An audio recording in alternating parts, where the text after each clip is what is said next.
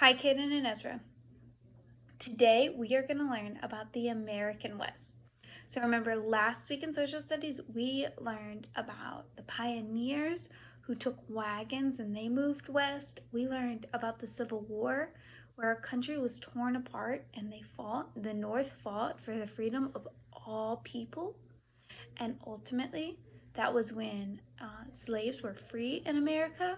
Remember Abraham Lincoln was the president during that time. We learned about the Underground Railroad, which was a system where people were able to escape from slavery, and they had all kinds of people who were able to help them. So today we're going to learn about the American West, okay, and how people began to move west.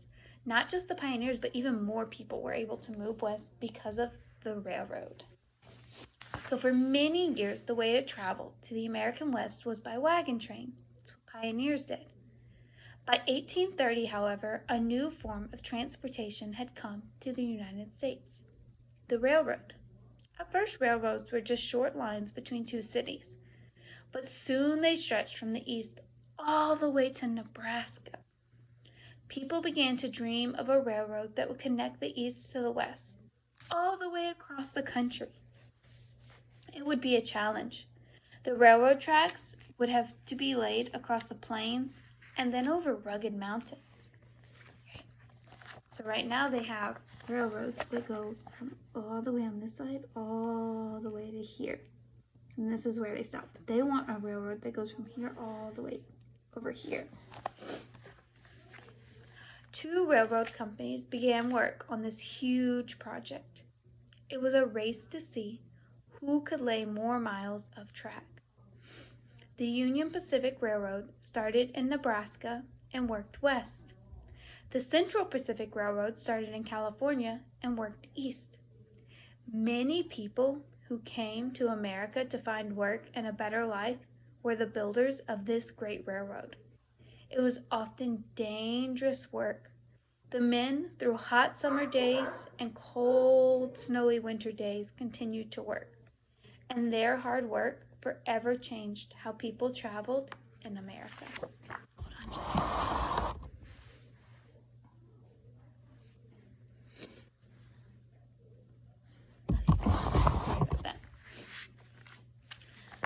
So, as the railroad tracks were being laid, people continued to move and settle westward. Native Americans called the train the Iron Horse.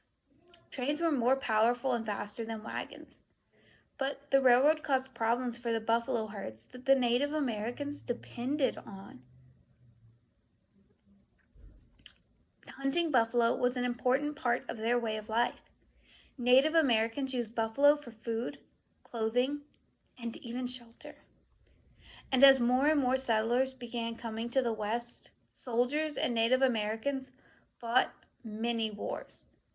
Many promises, called treaties, had been made between the Native Americans and the United States during America's growing years. The United States government believed it was buying land from the Native Americans. But Native Americans did not think of land as property. Many thought that they were sharing their land with the United States, not giving it up.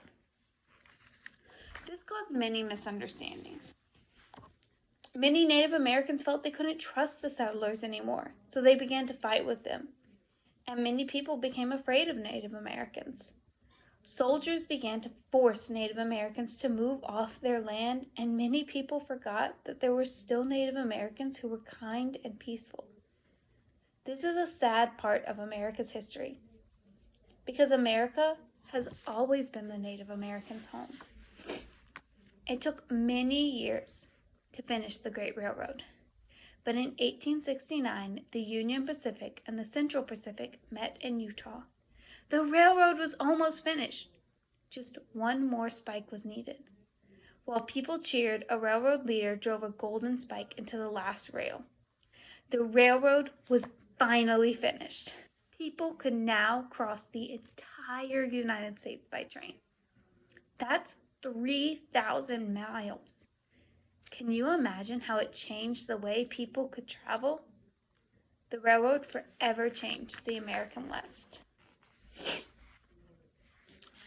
Cattle ranching.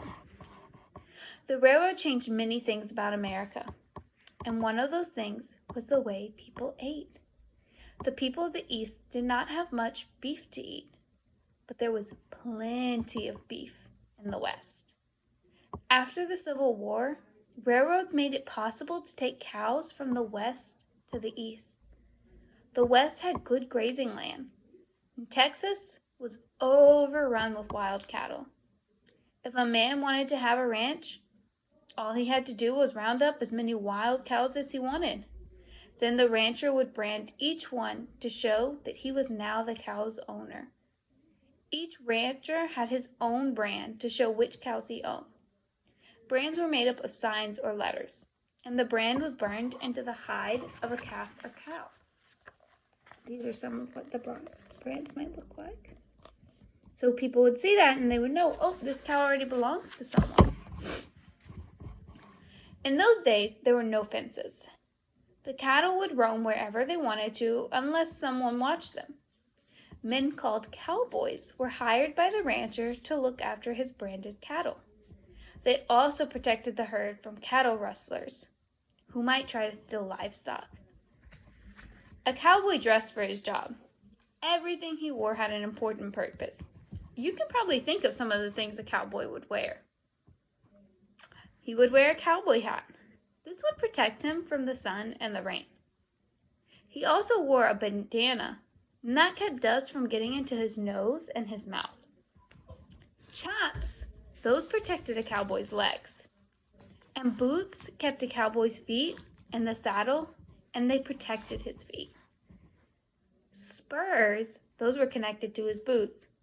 They helped a cowboy signal his horse during very noisy cattle drives. A lariat is the rope cowboys used to lasso stray cattle and bring them back. And a saddle was not only where a cowboy sat during the cattle drive, it was also his pillow at night. Not many towns in the West had railroads. The towns that did have railroads to take the cows to the East were called cow towns. Dodge City, Kansas was a famous cow town. A rancher would hire cowboys to drive the cattle to a cow town. How long did it take to drive the cattle from a ranch to a cow town? Normally, 4 months. For 4 months, the cowboys would see nothing but each other. And, of course, cows. The cattle they looked after were called longhorns. That's what they look like. Can you see why they were called longhorns?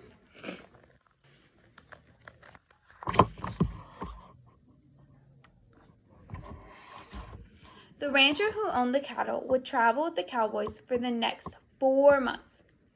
The rancher also hired a cook who drove a chuck wagon, a kitchen on wheels. The cowboys ate bacon, beans, and bread almost every day. And of course, there was always plenty of coffee and beefsteak. The cowboys rode all day, which meant their horses would need a break. So each cowboy usually took 3 horses with him. And while he was riding one horse, the other 2 would be resting.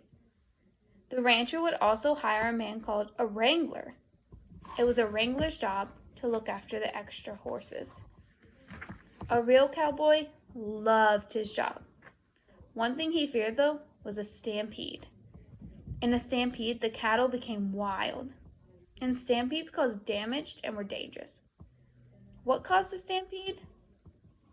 Sometimes a sudden sound like thunder before a storm would startle the cattle. Sometimes just a person's voice could do it. If one cow started running, the others would too. And after 4 months of long, hard days of driving cattle, you can be sure the cowboys were glad to ride into a cow town. Here they sold the cattle and put them on the train to the east. If you were to travel to the West today, you can still find some cowboys, but not as many as in the days of cow towns and cattle drives. Railroads were built, cities were founded, and fences surrounded the land once used for cattle drives. Though the American West has changed, one thing is certain. The American West forever changed America. Cowboy songs. Because stampedes were dangerous, at least one cowboy always kept watching the night. He would often sing softly to the cattle to soothe them. Maybe you have heard of some of the songs of Americans' cowboys. They were not loud songs, for a sudden yell could cause a stampede. Perhaps you would like to sing some cowboy songs too. And that's it. That's all we have for the American West. Now, today, we are going to just do one page in our workbook. So in this workbook, you're going to turn to page 27.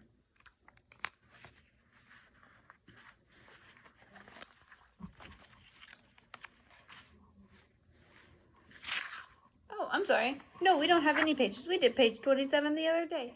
So we don't have any pages in the workbook today. So you are all done with your iPad work.